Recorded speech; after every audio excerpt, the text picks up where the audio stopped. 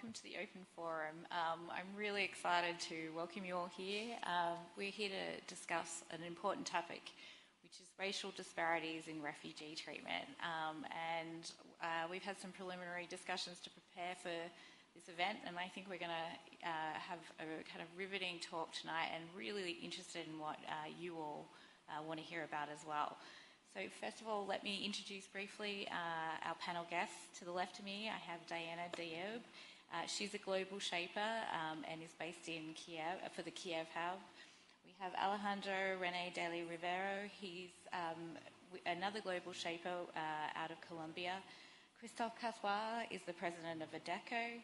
Amy Slaughter, next to him, is the senior advisor for Refugee Point USA, and she's also a Schwab Foundation social entrepreneur.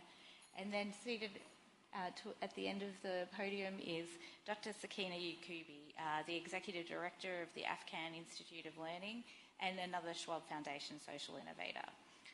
So tonight's topic is a broad one, and I'm hoping we can get into a lot of detail. Europe has opened its heart and has shown a lot of generosity to Ukrainian refugees. But that hasn't always been the case for other waves of immigration, especially that from North Africa and the Middle East. What can we do to ensure that all humans who are escaping conflict are treated with respect and dignity? And we want to touch on some of the issues here and sort of explain what it is that is driving this and what we can do to make the change. So first off, I want to open up with Amy and Christophe. Amy, just take us through sort of what your experience has been in the response to Ukrainian refugees from your vantage points. Sure, thank you, and thanks for having us here. It's particularly exciting to be addressing a broader audience outside of the official conference center, so I'm excited about this conversation. I also think it's really timely. I have to mention that today marks the second anniversary of the murder of George Floyd in the United States, which set off the largest protest movement in history. And we're just about 2 weeks away from a terrible hate crime that happened in upstate New York, too, where 10 people were shot, motivated by something that the shooter called replacement theory, which is the theory that there's a deliberate plot to replace white populations with black and brown populations. So this is a very timely conversation, and we do see racial inequities everywhere. But to come to the question about the Ukrainian response, we're all obviously very pleased to see the generosity of the response, the outpouring of support from the general public, the nimbleness and speed with which the governments have moved to create new policies and new tools to welcome these refugees. It's really wonderful to see. And I think it sets a new high watermark, really, in refugee response. And I think what we can hope and have to work towards is holding governments accountable for reaching that watermark again and again with all other refugees in need. And I think we should remember that out of crisis can come opportunity and innovation. So this is a real moment of opportunity to rethink and reshape global refugee response. Christophe, you had a role in the innovation in the response to this crisis. Could you take us a little bit through what you did? As a group, we used to support refugees since approximately 15 years from different crises in different geographies in the world. But I need to say that we were obliged to innovate this time for 2-3 reasons. The first one, starting the war, we had 1,500 of our associates working, coming from Ukraine and working in Eastern Europe, and we had to relocate their family. And it was a huge number of people to relocate in a very few time. And the logistic was absolutely not the same. And trying to find the solution to do that in an efficient way, we were concerned by the fact that, as usual, but I would say in a brutal way, we have to find some solution in terms of housing. We have to find solution in terms of administrative constraints, sometimes in some countries, not the same country by country, etc., etc. And early stage, some few days after the start of the war, we said how we can contribute to those families' relocation, but also to the other one. And our mission is to find a job to people and to connect companies with candidates. And we say, let's innovate for the very first time and creating an infrastructure, what we have called a platform for job for Ukraine, adequate job for Ukraine, giving the opportunity, just as an enabler, it's not a business for sure, to connect all the applicants and the companies trying to have an impact and a contribution. Because the reality very often around us, many companies would like to do something, but they don't know how to do that, especially the small companies, which are not the organization to deliver that. So the innovation has been this one, and after some few weeks now, we have shared more than 50,000 resumes, more than 1,100 companies joined this platform, and I would say it's encouraging because each week it's more and more. And we have added a lot of services now, like training, like some things which are quite an important thing, because the gap of skills was also one of the challenge. So that's where we are now. Diana, you have one of the most unique perspectives on this. Diana is half Ukrainian, half Syrian. So tell us a little bit about what you've been through when the crisis began. Thank you so much. Thank you for having me here. Indeed, I'm in a very confusing position where on one hand, I'm absolutely thrilled and thankful to the people of the world for accepting Ukrainian refugees and being so warm and welcoming. And at the same time, I can't help but wonder, where was this before when the war started in Syria 12 years ago? And it has been going on still, and Syrian refugees are still coming to Europe and to the world and not receiving the same treatment. I have to say disclaimer that I do not work in refugee topics, so I'm not in any way an expert on the topic, but I can share my personal story. When the war broke down in Syria, I was 15, and I do not speak Arabic, so I was not really following too closely what was going on here, and not in any way compared to now what's happening in Ukraine, as I was living through it myself. But so any information I was getting about my Syrian family there was through my father, who moved to Ukraine, Syrian, and moved to Ukraine like 35 years ago, back when it was Soviet Union. The situation that we saw is they didn't want to leave. They didn't want to leave Syria, and no matter how much we tried to convince them, we offered to make official invitations to come, buy them tickets, find apartments, and they said we don't want to leave home unless it's completely unbearable, unless the bomb falls next to our house. We don't want to go. And so they've been there for those 12 years, and since then the country has gone through a terrible economic crisis. The village where they live is a safe, relatively safe space. There's no active war happening there, but the country is in deep economic crisis. So many of Syrian refugees right now are not only refugees from war, but also economic refugees. Just as an example, Syrian lira, the local currency, dropped immensely. $1 used to be 45 lira, now it's 4,000 lira. So it's just complete crush. And then on February 24th, the war broke down in Ukraine. I will not say started, because the war has been going on in Ukraine for 8 years. In eastern Ukraine, and Crimea has been annexed by Russia since 2013. So the war escalated in Ukraine on February 24th. I saw that coming, many of us did, with Russian military being on the borders for quite a long time. They've done this before, but they were never there for so long. And so we could tell that something is going to go wrong. So I started encouraging my family to leave Ukraine 2 weeks before. And they weren't listening to me. They couldn't believe that something would happen. Diana, nothing is going to happen. Relax, it's okay. My brother luckily listened to me, and he left Ukraine 3 days before. He left Ukraine to go to Russia because he's married to a Russian. And in order for them to go to Europe, they had to go to Russia to get her a visa to Europe. So he left Ukraine 3 days before war to Russia, and he was there when the war broke down, and had to stay for another 2 weeks waiting for her passport. And then they had to leave Russia through Estonia, and my brother was interrogated on the Russian border, and then he was interrogated on the Estonian border about what was he interrogated about on the Russian border. So now my brother and his wife are applied for refugee status in Italy.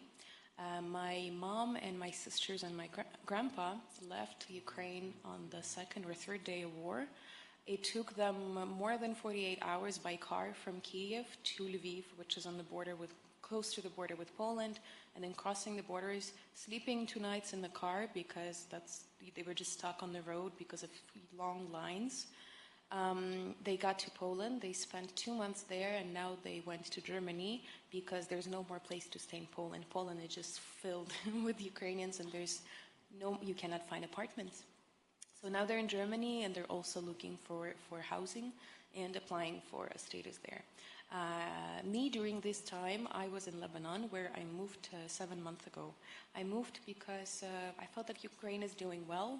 Before, I was involved with reforms, with the startup ecosystem, and I felt, oh, Ukraine is doing well. I've done my job here. I feel like I want to explore my Arab identity. I moved to Lebanon, and a couple months later, war breaks down in Ukraine. But I have a lot of Syrian friends who are in Europe now, Syrian friends who are in Lebanon now, and many of them are refugees. And the stories they're telling me are scary. At the same time, my Ukrainian friends and family, the stories they're telling me are absolutely amazing. And I can't help but think that we have to do something about this, but not only as governments, organizations treating refugees, but also as just humans and citizens accepting other people in our countries. You have been through an enormous amount in Afghanistan. It is only 6 months ago, not even, that we were seeing refugees trying to flee that country. Can you sort of talk us through what that experience has been like for you? First of all, I am very grateful to be here. I think it is a good opportunity to be all here, discuss the issue of the refugee, especially that we are. And me, as a person who have been a refugee myself and have been in a refugee camp, and I know how the refugee feels and from which country they come doesn't make difference. And when they come, they are forced out of their country. And if it is war, if it is poverty, if it is hunger, if it is violence, whichever way that they are coming because they are forced to. They are not coming because of their wishing to go to another country. So no country is going to replace their country. I have been working with refugees for 7 years.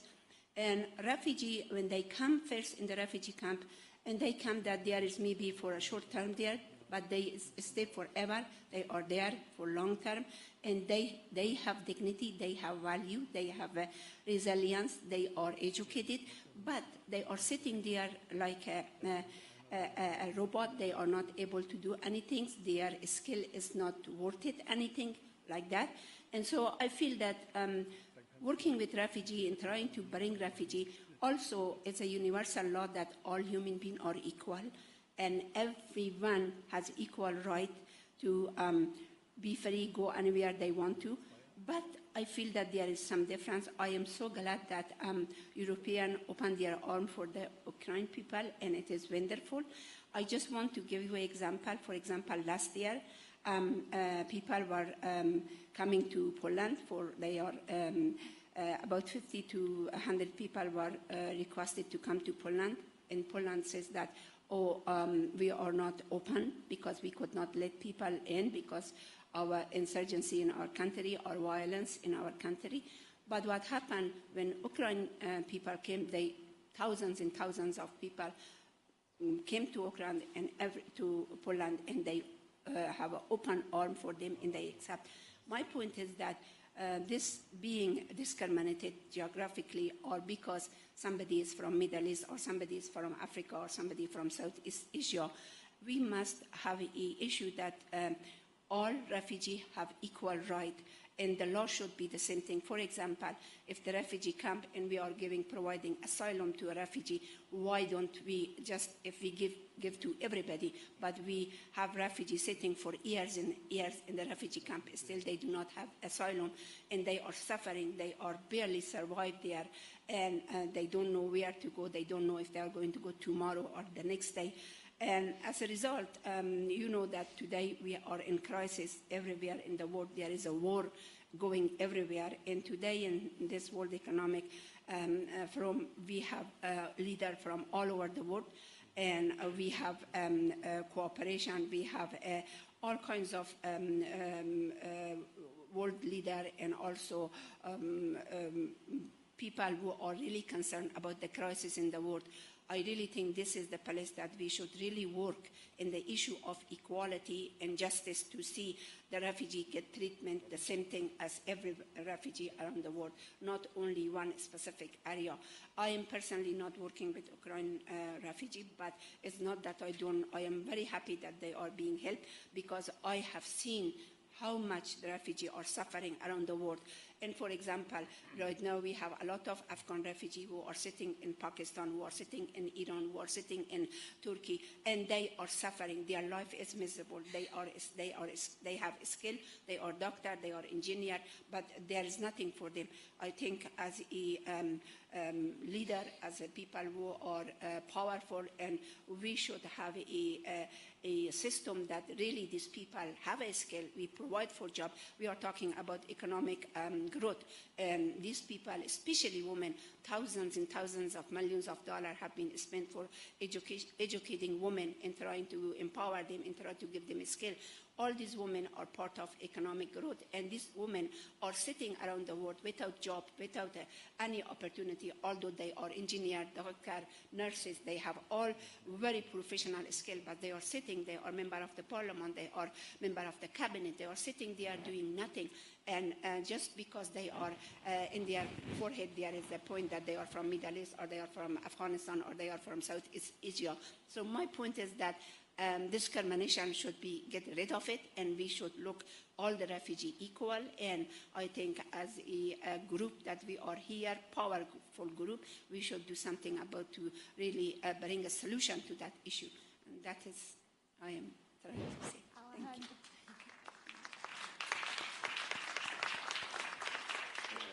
Alejandro, you've experienced a similar situation in Central America and South America.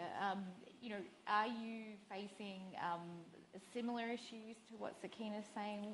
Where are you coming from in this debate? Thanks for the question, and thank you to all my fellow panelists. When you're a forcibly displaced migrant, every time someone else tells their story, you kind of remember yours, and you live all the experience again, which is painful but necessary, I guess. So thank you, Diana. Because of you, I relive my experience.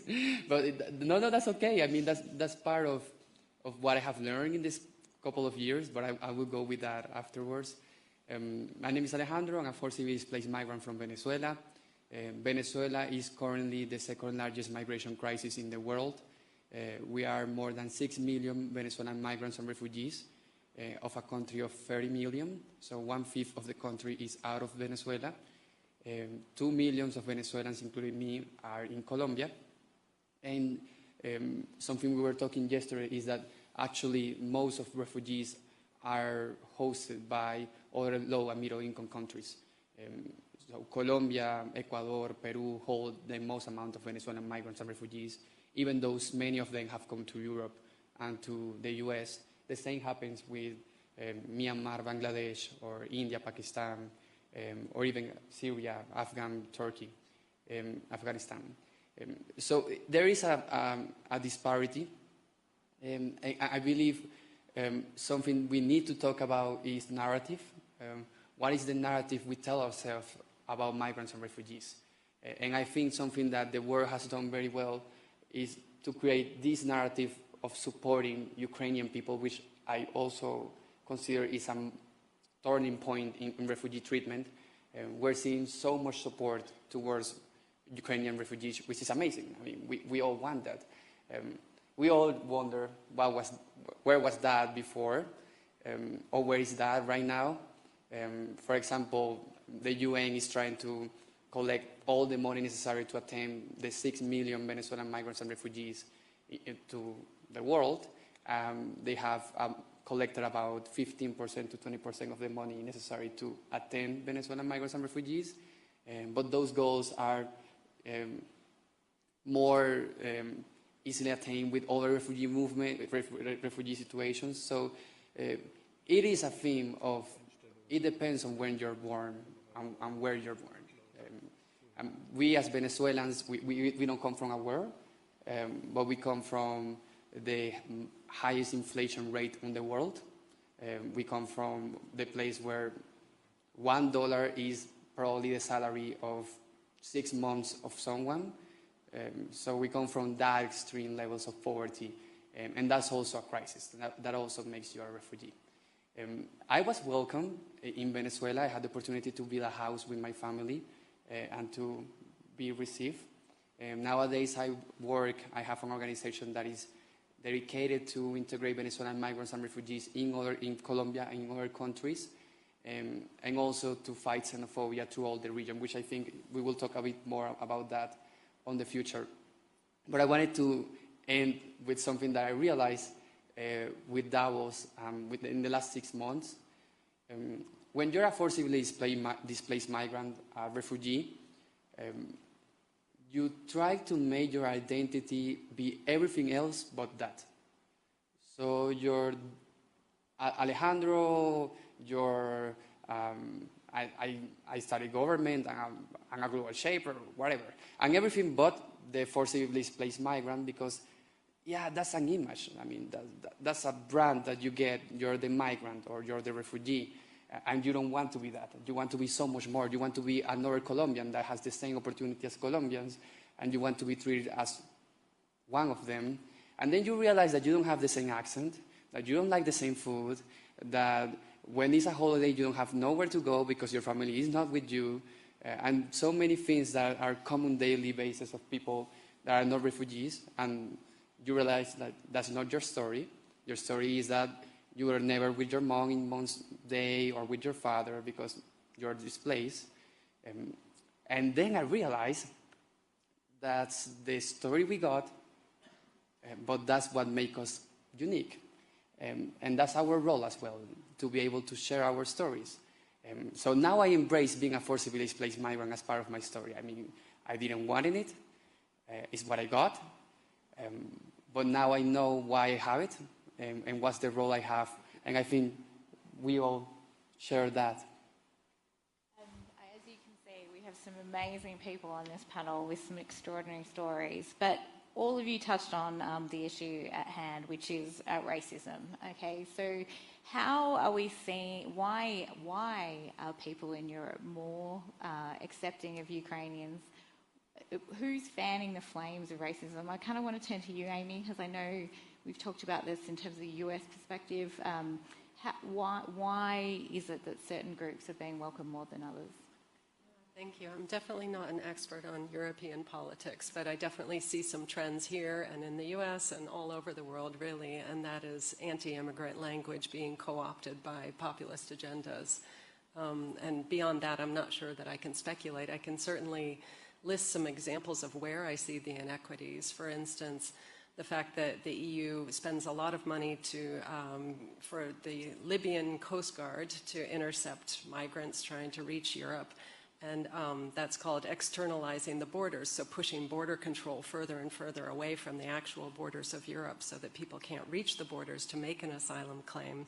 We also see it with the recent agreement that the UK entered into with Rwanda to return asylum seekers, not even return, they didn't come from Rwanda, but to send asylum seekers to Rwanda that arrive into the UK just as a deterrent for future asylum seekers. Australia has an offshoring policy where asylum seekers that arrive on their shore get sent to the local islands into detention. And of course, in the US, where I'm from, we do everything we can to limit border crossings across the southern border, including most recently Title 42, which limits asylum seekers coming across ostensibly due to COVID and public health concerns, but really it's clear that that's not the goal. So there's a lot of evidence of this in the world, and I think we just have to name it what it is. You know, these are racist and anti-Islamic policies that emerge from history of global white supremacy. Many of these policies, of course, started to be put in place before the pandemic hit.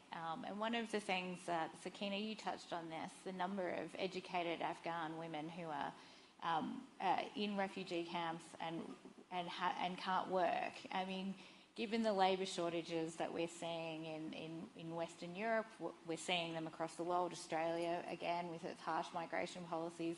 In some states in the United States, they have a 1% unemployment rate.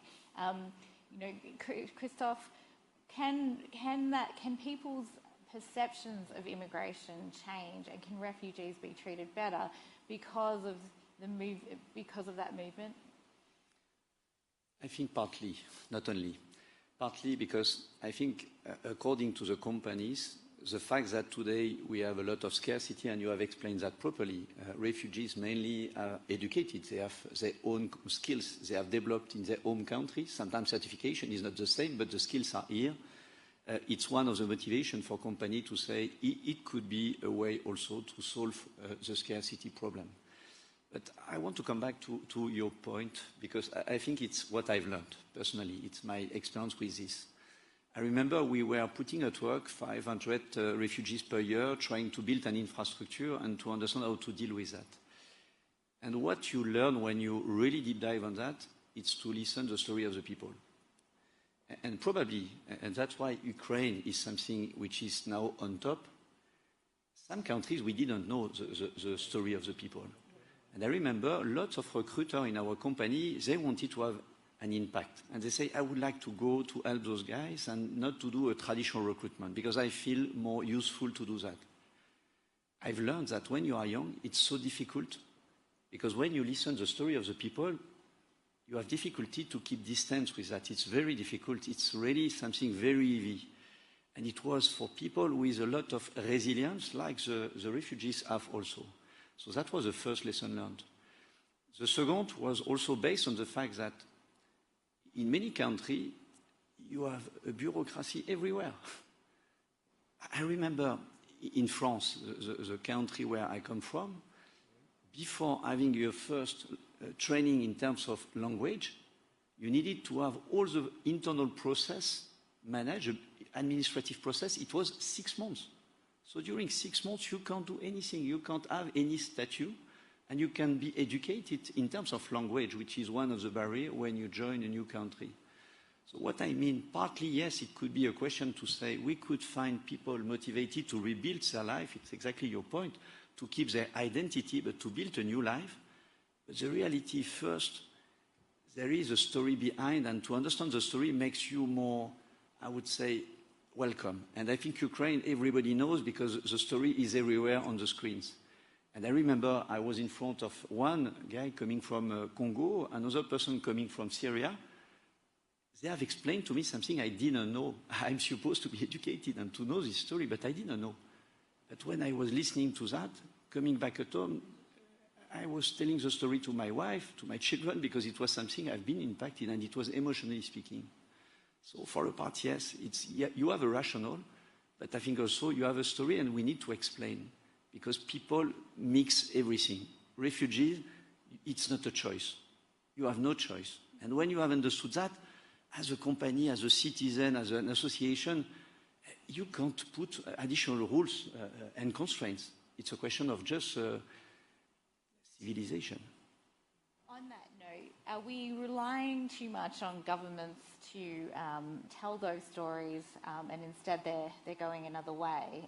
And how do we overcome, the perception that is put out there of refugees? Alejandro, you've spoken earlier about xenophobia. I mean, what can we do to overcome that? I believe it is fundamental to create new symbols to tell stories, and I believe that's what is happening with Ukrainian refugees. We are seeing the stories every day on social media, and we are connecting emotionally with the stories because probably even you know or have a friend that lives in Ukraine. Even I, living in Venezuela, had some friends in Ukraine, and you could see in their own social media what is happening, and that makes you connect. But as well, that's one part of the story. I think we as either host communities, in your case, or migrants and refugees, we need to create these new symbols. So I'm going to give you some examples of what we have done in Colombia that has helped us fight xenophobia. For example, we have a project in Global Shapers called Shapers for Venezuela, where we encourage advocacy campaigns to fight xenophobia through different cities and hubs in Latin America. In my case, in Bogota, we organized a campaign where there is a major bridge that connects Colombia and Venezuela in Cucuta, the city border. And this bridge, we cover all the bridge with photographies alongside a famous photographer called JR. He has famous giant photographies. He took a giant photo of a Ukrainian refugee. So we partnered with him, and we took 500 pictures of Venezuelan migrants and refugees, and we planted on the bridge. When people were crossing by, they didn't know if people were Colombian or Venezuelans, because we look exactly the same. So that was a symbol. That was a way of telling people in another way, we do look exactly the same. And it is really hard to find if someone is Colombian or Venezuelan just by their looks. Maybe you can find the difference between a Colombian or Venezuelan, or even a Ukrainian or a Polish, but sometimes it's not that easy. And that's what makes us realize in another way that we are really the same. And that change of mind happened through stories, and I always say, it happens through the body. What happened to you when you listen to that story, it stays. And that change, that it goes regularly, person by person, that's what we need to change the narrative. Just to end on that note, I personally took almost all the pictures of all the Venezuelan migrants, of those 500 pictures. And I remember one, his name is Jose. He walked 1 week from Caracas to Bogota with his 2 children. One was 7 years old and one was 2 years old.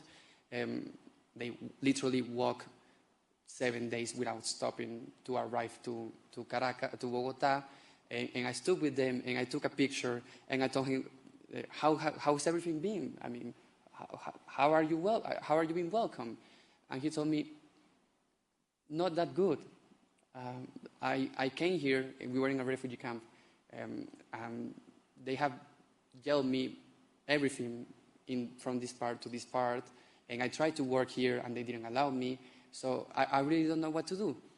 And you come to these stories after 7 days of walking, and you're like, and that's xenophobia. That's where everything connects, because that didn't happen to me. But that is happening now. And that's what we can foresee could happen with Ukrainians. It's not happening now. What will happen in 8 years if we don't have this mindset prepared for that moment? It could happen there. You're Ukrainian. Go there. That's what is happening now in Venezuela. So we kind of foresee the future. And my advice to Europe is be prepared to promote integration, because it's not going to be easy. But in a couple of years, if we are not prepared, xenophobia can be really damaging for our societies. Sakina, one of the issues that Afghan refugees are facing is, they don't look the same as the countries that they're moving to, and in fact, reliant on governments coming up with policies where they're going to allow entry. Something that has been brought up a number of times is the bureaucracy, the difficulty of getting, permits, visas, applications. Where is the situation at right now for Afghani refugees? Thank you. First of all, I think that, as I said before, there is a way that people look different for Afghan refugee compared to other refugee. It's right, they have a topic in their forehead that they are Afghan. They are coming from a country that most of the people are terror, most of the people are fighter, whatever. Anyway, the issue is that they don't accept them as who they are. And second thing, as working in the refugee camp, as Christopher says, that if we listen to the story of the refugee and listen to see where they are stand, for example, they are educated. And when they talk, you appreciate and listen to them and identify their skill. And once you identify their skill, and instead of sending somebody else in the refugee camp to help them, pick up from the refugee a doctor, a nurse, somebody to help in the refugee camp. What happened, our tendency is that to say we are helping the refugees, especially in the area like in Middle East or in Southeast Asia or in Africa. We think that they don't know anything, we don't give them recognition, we don't really value them, and we send people to help them, and we give them second-hand things, and we don't really realize what is their culture, what is their value. They are also human beings, they are also equal. So if we listen, as Christopher said, and we recognize and identify their skill, and then in the refugee camp, provide for them a skill. For example, if a doctor go and work with people in the refugee camp, or is a nurse, or an engineer, or electrician, or whoever, and you find out, you'll be surprised that a lot of them are very good entrepreneurs.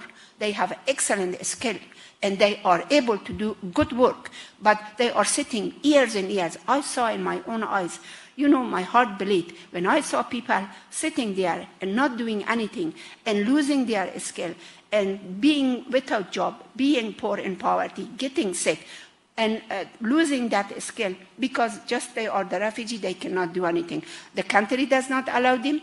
The refugee camp does not allow them to do something. Yes, they provide for them something. Okay, here, learn some English classes, or here, some literacy, without really going to the refugee camp, doing a survey, finding out the skill of these people, and giving them opportunity to work. And that's happening to Afghan people. Afghan people, they are refugees in everywhere, especially right now in Iran. They do not give them a job at all. They do not accept them. As a matter of fact, if it's opportunity for them to get them and put them in jail, that's the way they do. And for Turkey, they are not really give them opportunity to use their skill. Do you know how many? Also, I want to share with you that this is something that is, again, break my heart. The top of the cream of the country is leaving. The brain of the country is leaving because they could not tolerate, because they think, they do critical thinking, they got education. They could not stay in the country they live, and they are in the refugee camp being deteriorated. So if we are really trying to reach out those refugees, we need to reach those people and promote their skill and help them to help themselves and help others. And that is my advice for the Europe, for any other country.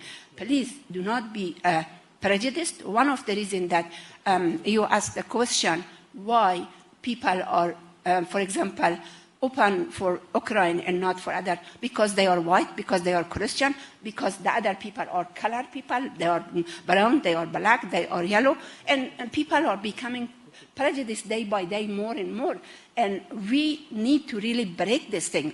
And we need, as a advanced leader in the world, as a people who are really working for economic growth, as a people looking, there is many challenges like with opportunity for job and environmental job. We need to really be equal. We need to see our differences. It's just break that, and once we do that, then we can reach out and we can solve the issue of the refugee. Afghan refugee has tough time around the world, and also inside Afghanistan we have refugee from one province to the next one because they were forced from their province to another province. They are sitting inside my own country right now. They are starving. They are selling their children.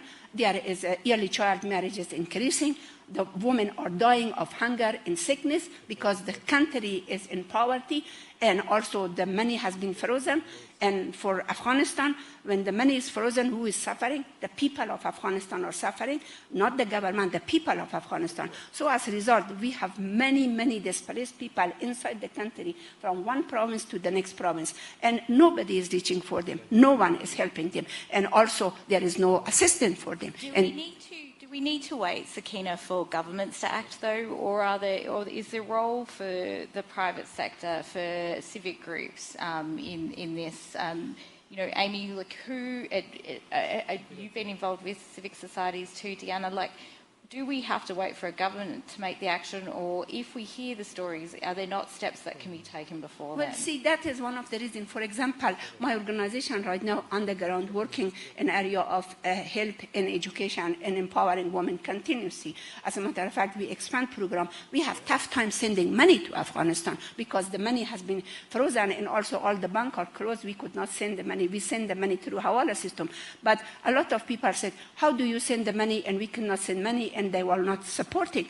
My point is that most of the money has been frozen, and all these leaders has to help that unfreeze that money. And here is the voice that I can raise my voice and say, not because I am just saying for these people or that people. I'm not a politician. My point, I'm an entrepreneur, and I'm really working as a non-profit organization.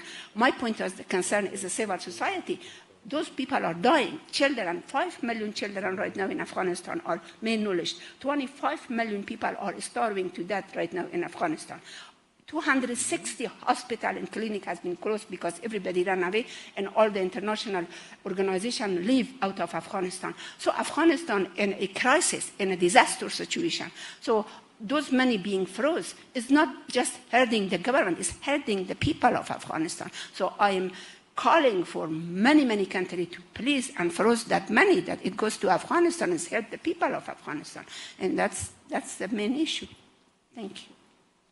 I do think that some non-profits and NGOs, governments, non-government organisations are playing sort of a bigger role on the ground there while governments figure out their policies. But in the Ukrainian situation, we've also seen the private sector jump in.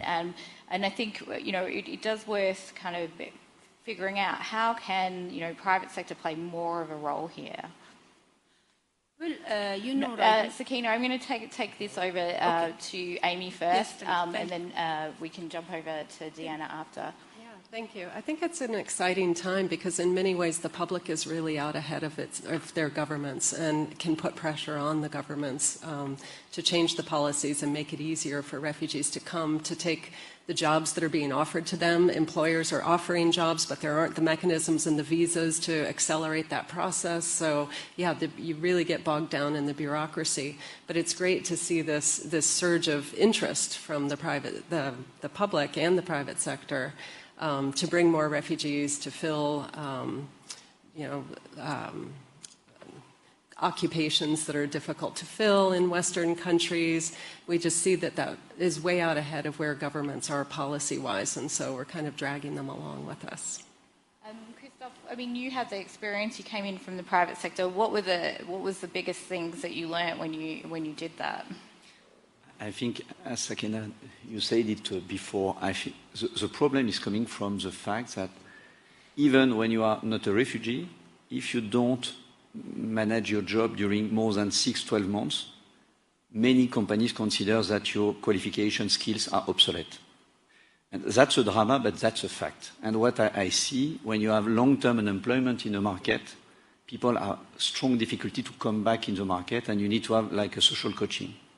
What I mean, the difference with Ukraine this time, and that's probably a lesson learned we could use, is to say, European Commission has said, okay, you have a statute, a special one, the S1, which means you can work the day after. It changed everything, because if you have a good doctor or if you are good in the construction site, you won't lose your skills and your self-confidence also. Because it's a question of the candidate losing the self-confidence, being in the management of this bureaucracy, and the company who knows that you were doing the same job before. After the last 50%, I'm less candid. Sometimes you need to have some people who used to work with refugees. Because the reality, it's not so easy for a company to integrate people when you have the culture, the language, and everything. And what we need to absolutely avoid is to have a bad experience. You don't take time, you want to have productivity in a company, and at the end of the day, you don't have understood that you need to coach people to start. And here, that's why having some, I would say, NGO or association taking care about that is really important also as a partnership, because companies sometimes don't have the skills inside to manage that. So I think the first one, the speed, is probably a lesson learned from this crisis, is to say, let's do that, whatever the war, whatever the geography, just to avoid to lose such a lot of skills. Second one, I think we need to encourage to have this infrastructure. We talked about a platform. It was the first time we did that. We didn't imagine the impact. It's more than 1,000 people finding a job. And I was the first surprised to see so many companies plugging their job opportunities here. It was not so obvious before. Yana, you've had experience with this in terms of technology, reaching out, and also the experience of being able to talk to someone about what their experience is. Are refugees in a frame of mind when they arrive from Ukraine that they are able to work? Like, where are they at when they're coming in, and what's your experience been of this? You have to understand that while jobs are super important for refugees when they come, this will not be the first thing they need. The first thing they will need is housing and community and feeling safe and mental health support, because people are traumatized. What I hear from my friends and family who left Ukraine the first weeks and still 3 months later, they shake from the sound of a train passing by because they think it's missiles falling. It's just terrifying. It's not easy going to interviews and learning a new language and working for a new company when you're in that state. And at the same time, we need to think, oh, do these people have enough savings to not work for half a year and take care of their mental health? In Ukraine, most of the people do not. In Syria, most of the people do not. And in many countries, people do not. And that's why they do need support from the civil society and from the governments in order to just feel safer at first when they arrive, but also they really need support from the community and from regular people. And that's what we see now happening with Ukrainians, and it's absolutely heartwarming. Together with our team, we built a platform helping Ukraine, and we're connecting the dots between international help and helping Ukraine. But at the same time, different volunteers reached out to us who help Ukrainians in different countries in Europe. And they're accepting Ukrainian families in their houses, and they're saying, we don't really know what to do with them. We see they're traumatized and we don't know how to talk to them about it, how we can help. So we need some kind of guidance to know how we can support people. We understood that, okay, we probably can help them get medical insurance, show them around the city, but there's so much more that needs to be done. And then the question is, whose responsibility is it? Again, I'm not an expert on refugees, but that's what I'm seeing in the field, that right now it's in the hands of people who are welcoming refugees in their houses, or those who are welcoming refugees in refugee housing. When refugees arrive in various countries in South America or Central America, Alejandro, do you feel that their experience is similar, or are you seeing differences there that we can learn from? Does it work better in different states? In order to promote integration of migrants and refugees, I believe it is fundamental to do 4 things. And you have both mentioned it, you have all mentioned it, but to put it like in a step-by-step, we need to first solve the administrative issues, meaning that they are regular, though they have the refugee status, or they have, in my case in Venezuela, a special permission to be in the country because we are not considered refugees because we are not fleeing from a war. Well, that's a whole conversation. We are considered forcibly displaced migrants. Then it is fundamental to have an economic integration, that people can work, that people can have their resources. Again, it's different sometimes for refugees because the refugee status doesn't allow you to work while you're pending on that status. That's really complicated. Then you have social and cultural integration, making sure that we as a community, in this case Switzerland, can understand the culture and the values of Ukrainians, for example, and that we can exchange that culture. And then we have civic integration, participation of migrants. I mean, we are also people, so we can also participate in decisions because at the end we live in those communities, so we're going to get affected by the public policies. In the case of Venezuelan migrants and refugees, the government of Colombia recently, the last year, announced a massive regularization of 2 million Venezuelans, so we are going to be allowed to work, to receive healthcare, to go to the same schools as Colombians.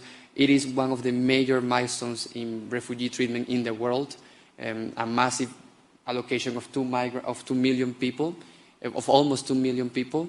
And that's kind of the bold moves that as well we're seeing in Europe.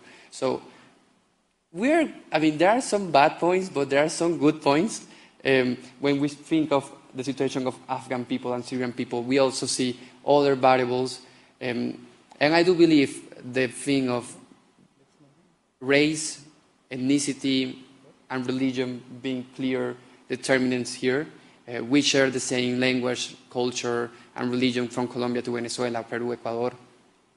But it's not the same when extracontinental migrants and refugees, that's completely different. And I think what we need to question ourselves is why it is so hard to talk with someone that looks different to me. And I think that's the major question here. Jump in, Diana. Yeah, I just wanted to jump in with one comment. So people here, okay, Ukrainians are white with blue eyes, they look just like us, people feel connected. And then people fear of Arabs because of how they're portrayed in media. They're terrorists, they're scary, different culture, Islam. But the truth is it's not that. I moved to Lebanon 7 months ago and my Ukrainian friends were asking me, what are you crazy? What are you doing? Why are you going to Lebanon? Will you have to wear burqa all the time? And I'm like, guys, Lebanon is actually super open-minded. There's people with tattoos, there's clubs, you can do anything. Come visit me. In the first 4 months when I was there, I was posting on Instagram all the time how beautiful Lebanon is. I was shooting short interviews with interesting Lebanese people that I would meet so that I could just spread awareness and show my friends what Lebanon is like. And they were all fascinated. And since they saw what I was sharing, around 20 people made plans to come from Ukraine, made plans to come visit me in Lebanon. Then war broke down, so they couldn't come, but 2 already did before that. And then I'm thinking, okay, so I come from Ukrainian Syrian family. I look pretty white, right? I have 3 siblings. My sister and my brother look kind of the same as me. Lighter hair, blue eyes, lighter skin. My little sister is more like my dad. She has dark brown hair, dark brown eyes, and darker skin. She looks way more Syrian than we do. We come from the same family, we come from the same blood. But we would be treated differently, her and I, in Europe. And it's just mind-blowing to me because to me, I think, at the end of the day, we're all the same people. Why does it matter? And yeah, that's just getting emotional.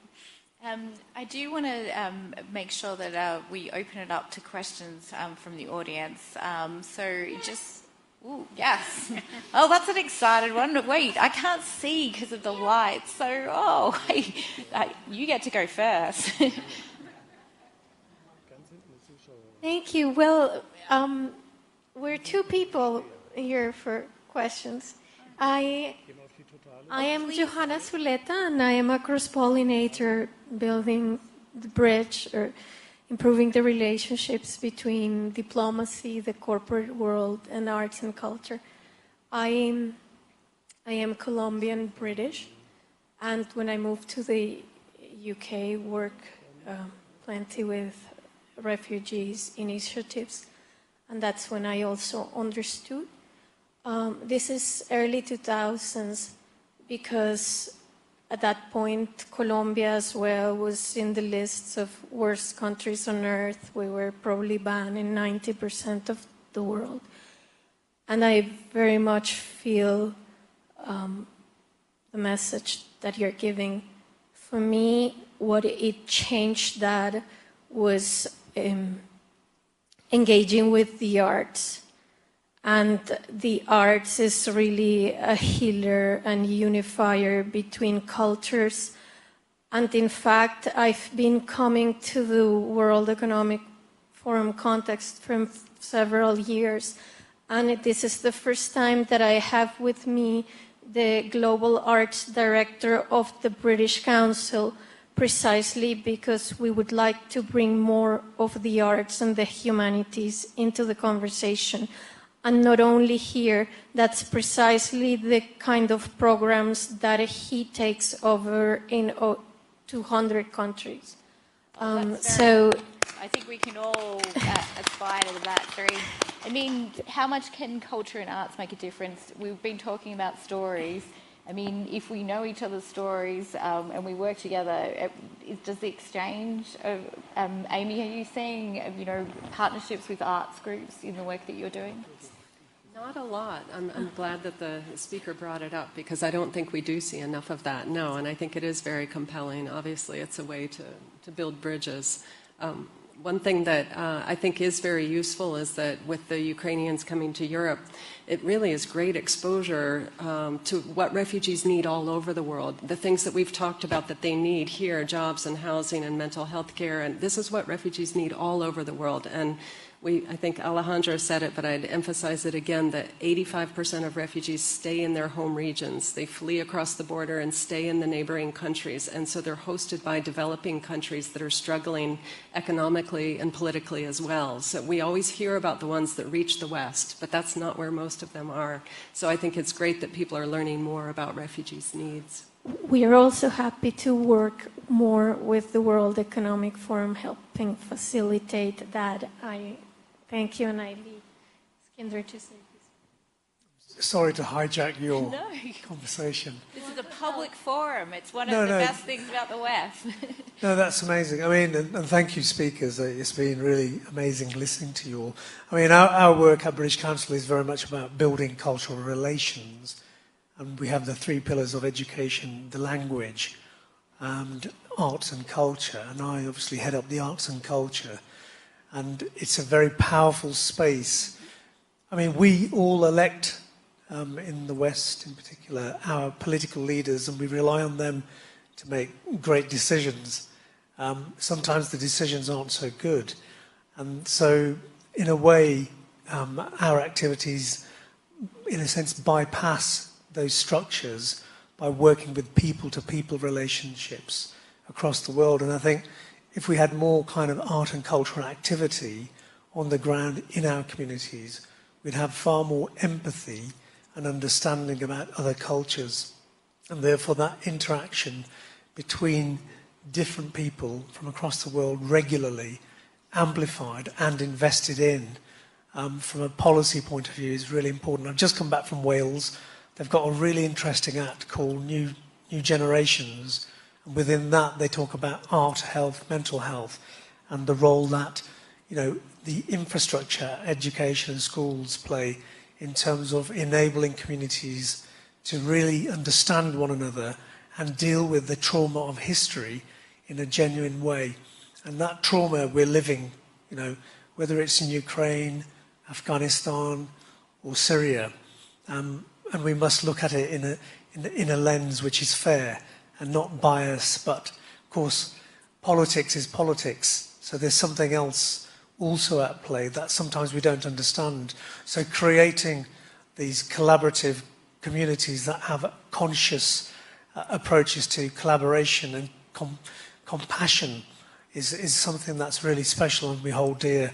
So we'd be really, really keen to actively participate in this type of forum and not be sitting in the echo chamber of the comforts within the art sphere.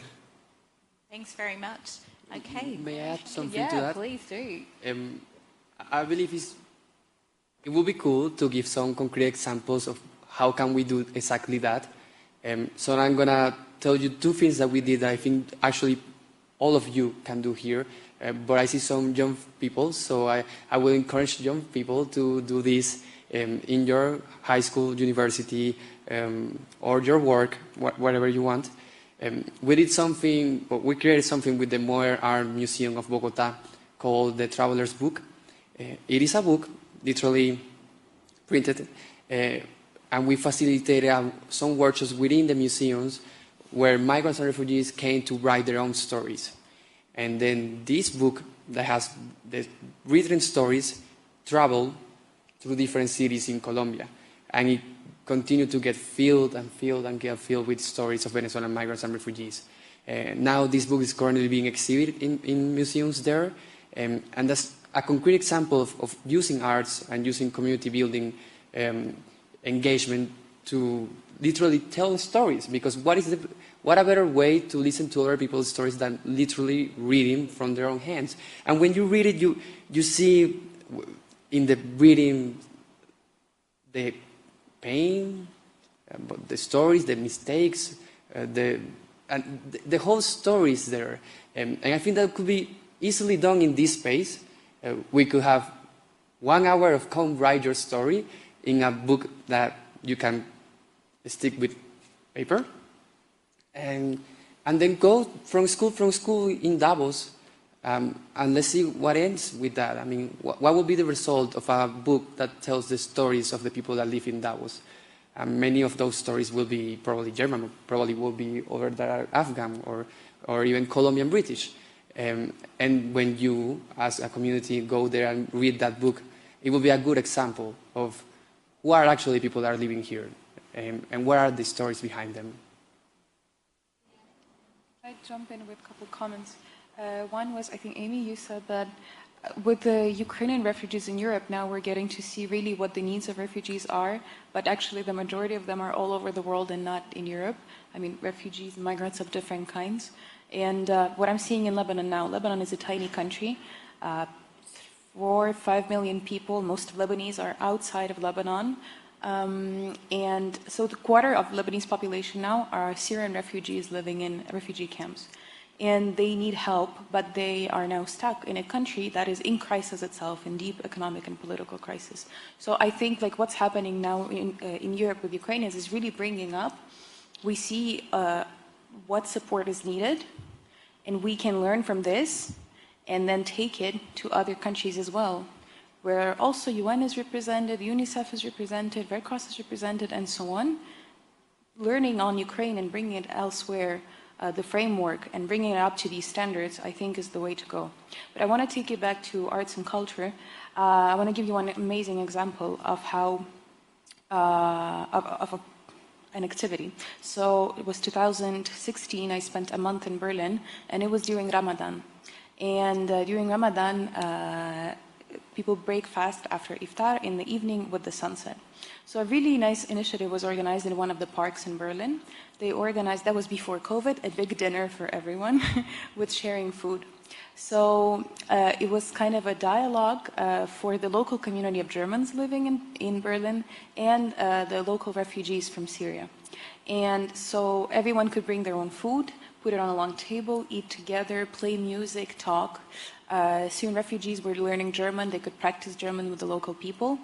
And just meeting each other and talking in person and smiling, just seeing the person helps so much, because I see that we fear from afar.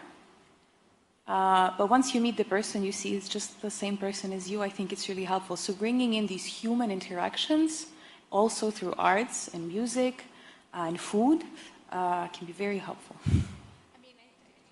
Worth noting at the WEF this year, storytelling from Ukraine has been a large part. It's been very prominent at the WEF.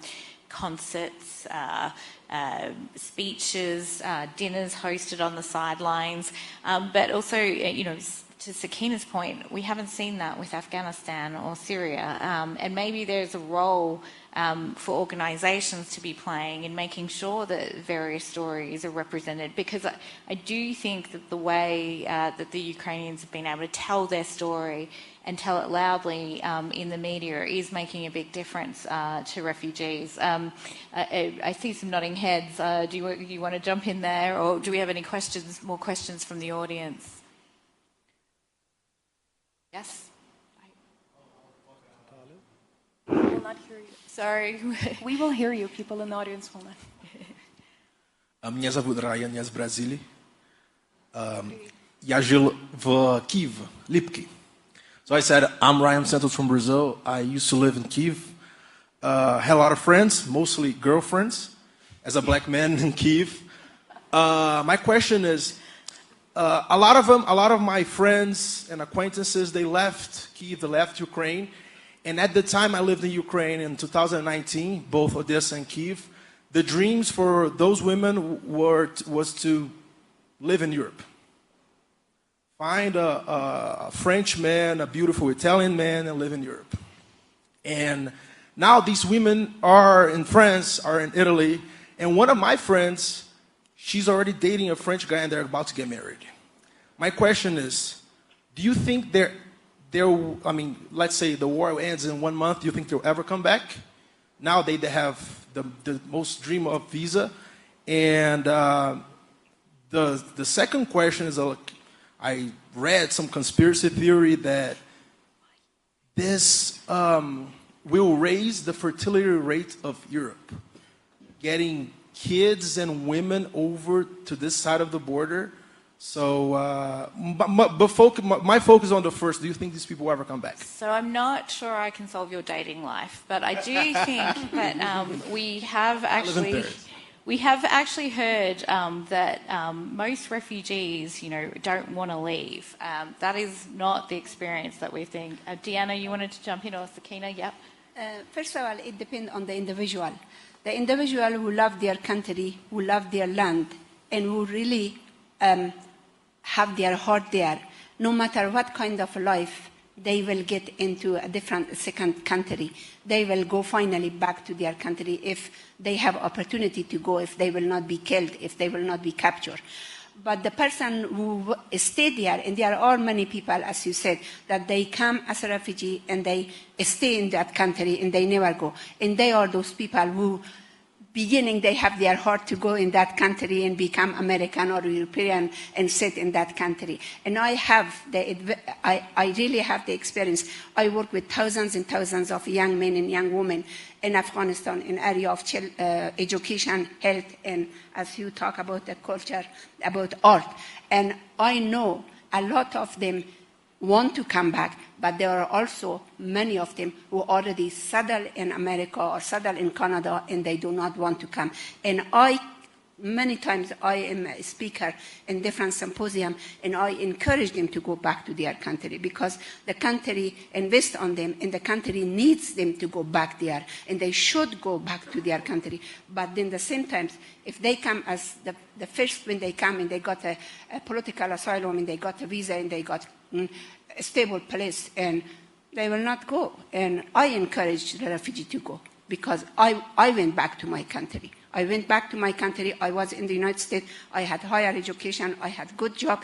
But I went back to Afghanistan in 31 years. I worked in the refugee camp and then during the Taliban underground. And now openly I am working in Afghanistan for 31 years because I believe in my country. So there are many other of my trainers who came back into America and Canada, and they never go back. And we need those people to go back. They don't go back. I think the experience of the exile can be very different in various places. I mean, you wanted to jump in, Diana.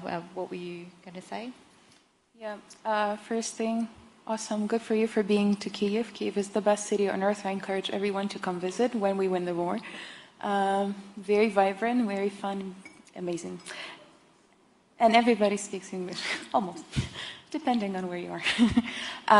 But yeah, what I wanted to say, there are statistics on the number of refugees that leave the country and then come back, and it very much is tied to how long they spend outside of their country.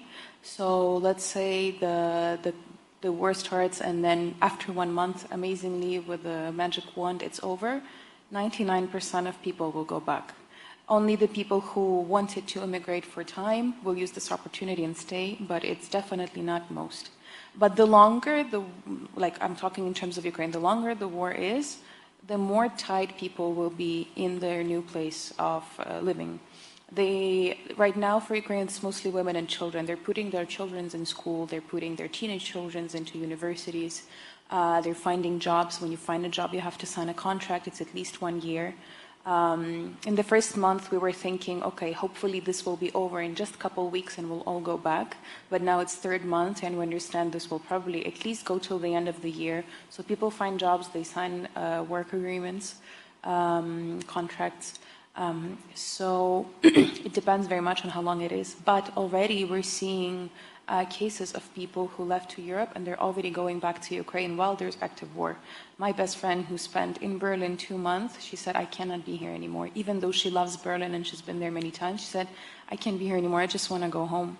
And she goes home back to Ukraine. And that's the case for many people.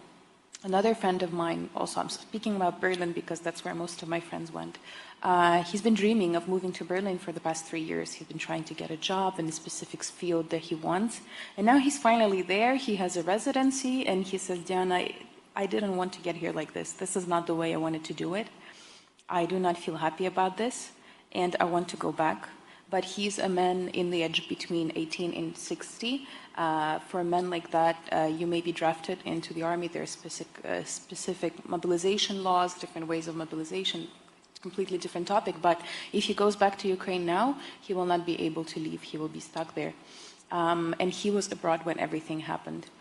So now he's in Berlin, but he says, not like that. And it's stories of many people. And it's also stories of people internally displaced in Ukraine.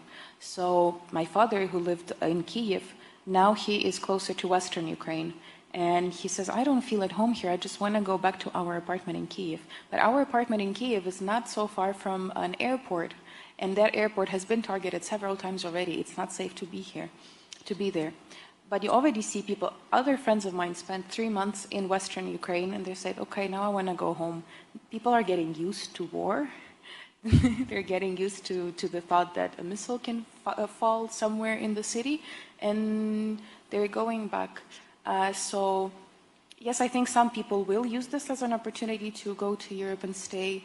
Others will stay there just because life happens that way. Maybe you find someone, maybe you get an amazing job opportunity and you want to do it.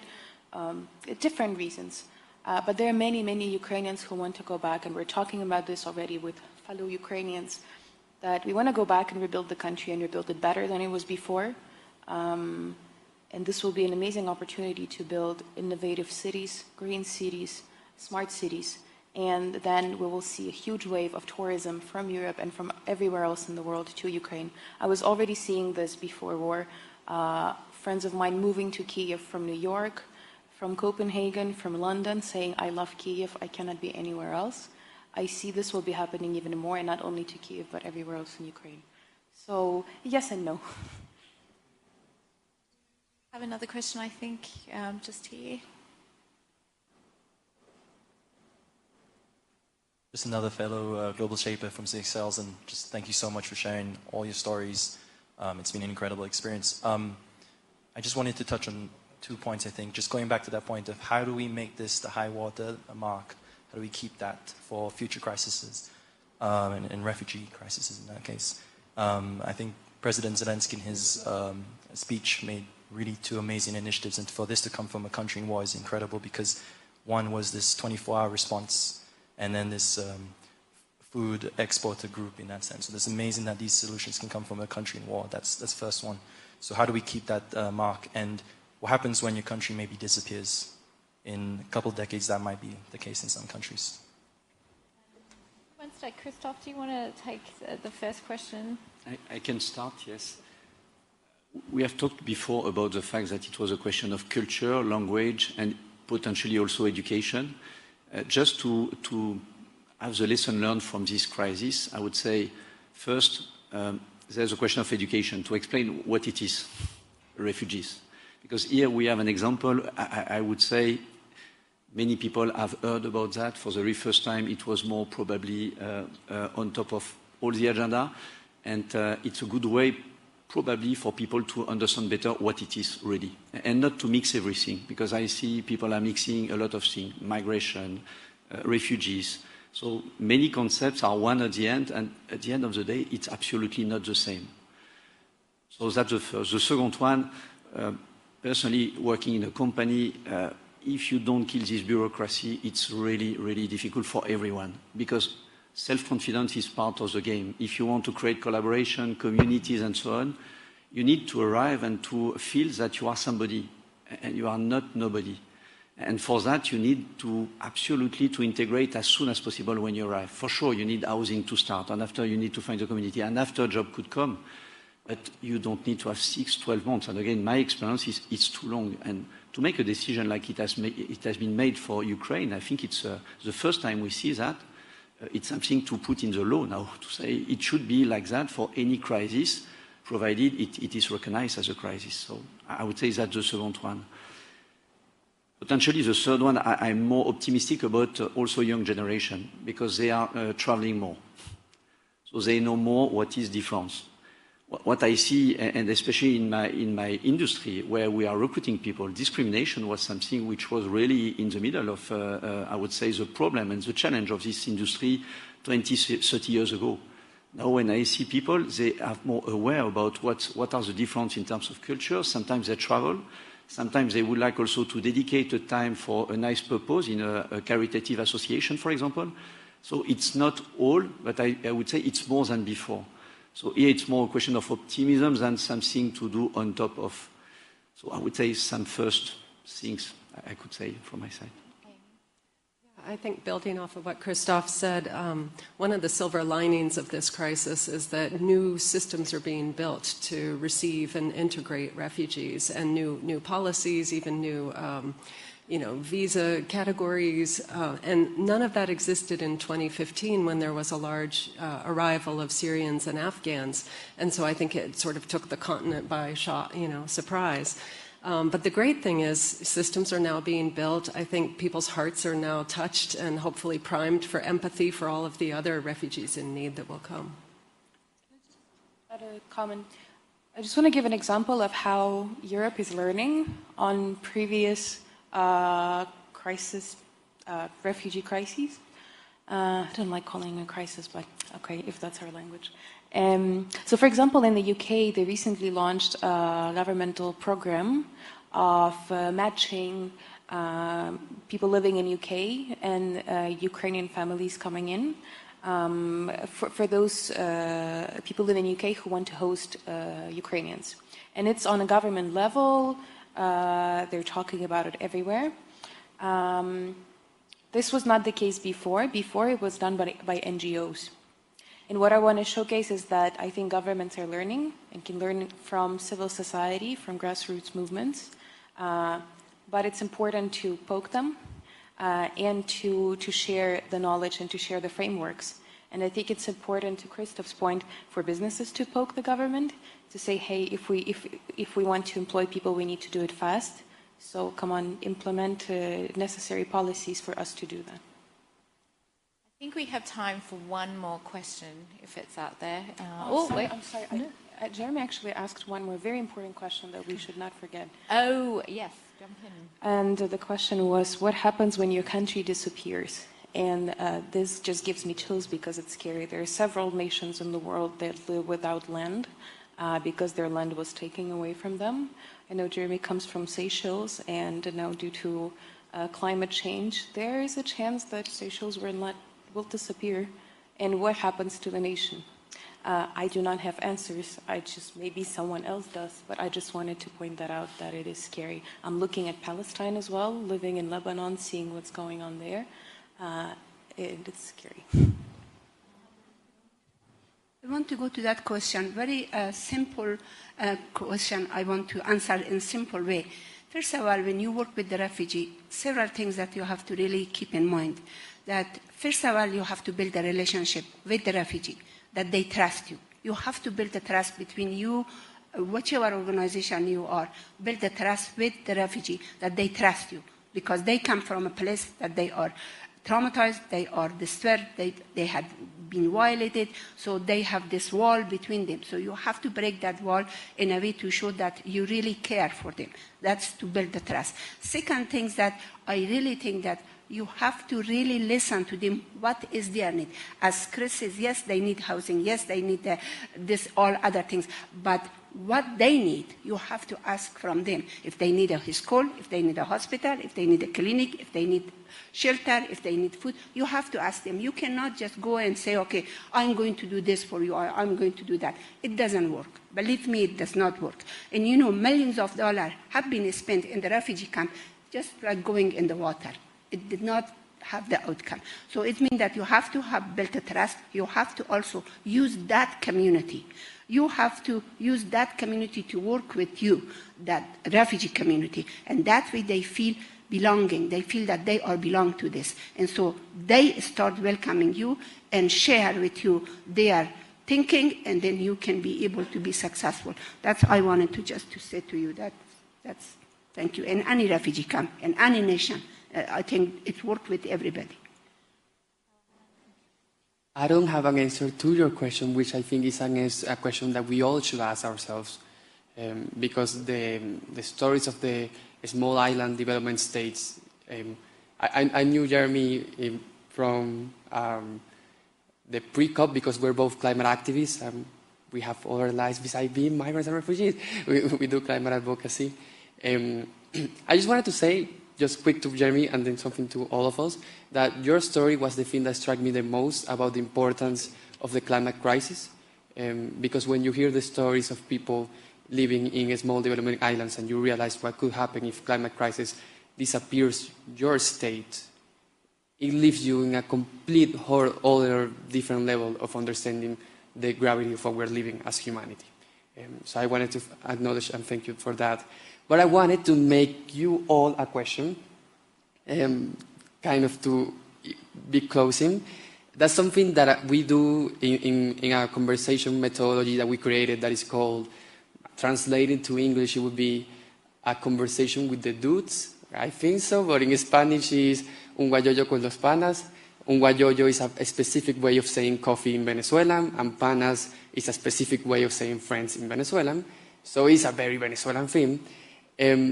What we do is we gather people to have coffee and talk about what we call the migration duel. Or in English, I think it would be the migration grief. Because you are grieving. You're constantly grieving when you're a refugee or a migrant. So I wanted to ask you all, because we all have traveled or been, I guess, I'm trying to guess that you have all lived in different countries. I hope so. 2 questions. Now that you're a migrant or a refugee, or when you live in another country, what was the thing that you missed the most? Or what is the thing that you miss the most currently? What could you say to someone from Switzerland, from Davos, if they had to flee their country? If you want to start. Oh, we'll start with me. I'm Australian and I live in the United States, and I miss my football team the most. And I think if anyone would know that Australia is one of the most beautiful places in the world. I'm going to cry.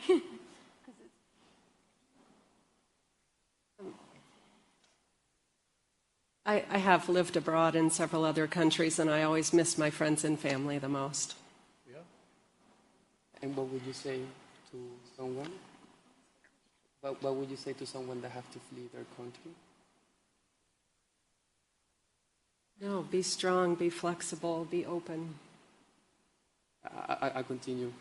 The things I miss the most is my grandma, because she stayed in Venezuela and she never left.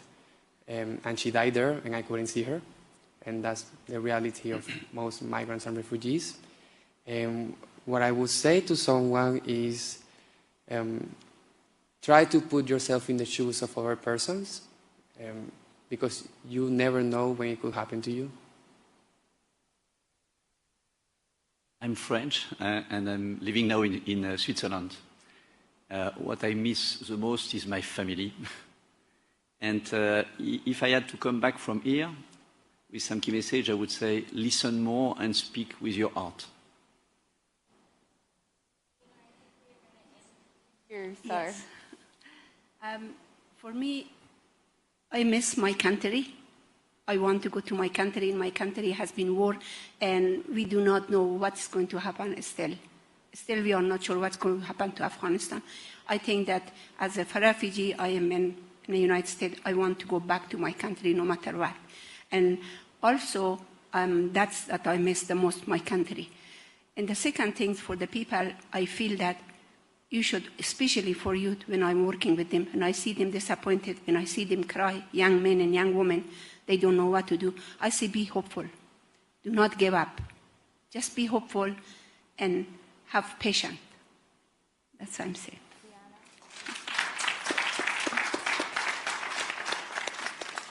I'm sorry for crying, but it's very fresh. Even though I left Kiev willfully 7 months ago before war, now I feel like when I feel homesick for Kiev, I cannot go back. When I was visiting Europe to see my friends and family who are now refugees, I felt homesick. I could go to Beirut, where I already have friends, but it's because I got lucky. I don't know, if lucky is the word, that I moved 4 months before war started. So I already had a community in Lebanon to go to when I'm feeling homesick. My friends and family and other Ukrainians who are now in Europe, when they feel homesick, they have nowhere to go. Or they do go back to active war, as I already said. So what do I miss about Kiev is really good coffee in those hipster coffee shops, like third wave coffee shops with filter and V60 and so on. They don't have that in Lebanon. I'm considering opening a coffee shop there myself. And I miss very stylish Ukrainians who try to like dress very cool and just express their personality through that. It's very cute, and I miss that. And what I will say to people here in Switzerland, Alejandro, I misunderstood your question when you said that. So how I understood is that if you had to flee your country, what I would advise you. So I'm going to answer it how I understood it. What I would advise you, if you have to flee last minute, you have an hour to pack and go, make sure you take with you something very personal and intimate that will remind you of home. Maybe a poster, maybe a statue of something emotional, because that will make you feel like home wherever you are. That's my answer. And I want to finish, if I may, on one story that I heard from fellow Ukrainian volunteers who are now in Europe, who are helping Ukraine back home. So they were buying medicine, and they were in one of the volunteer hubs. And 2 Syrian girls, teenagers, came to the hub and they said that they wanted to help. And they gave €12, the money that they had saved up. They said, you Ukrainians need it more now. The Syrian teenagers, refugees in Europe, helping Ukrainians. And my fellow volunteer, she tried not to take the money at all, but they were insisting. She cried, of course. She took the money, she used it to pay for sending medicine back to Ukraine. So that's back to my point that we're all people, we're all same people after all. So, I don't know, let's be human to each other. Thank you so much, Diana, and thank you to all of our panelists for sharing your stories today. I think they've been heartbreaking, but also give us a lot of hope. I hope that everyone's taken something away from this about what we can do to change it. That high water mark that we're all proud of with Ukraine, let's keep that going. And please, thank you very much for joining us today.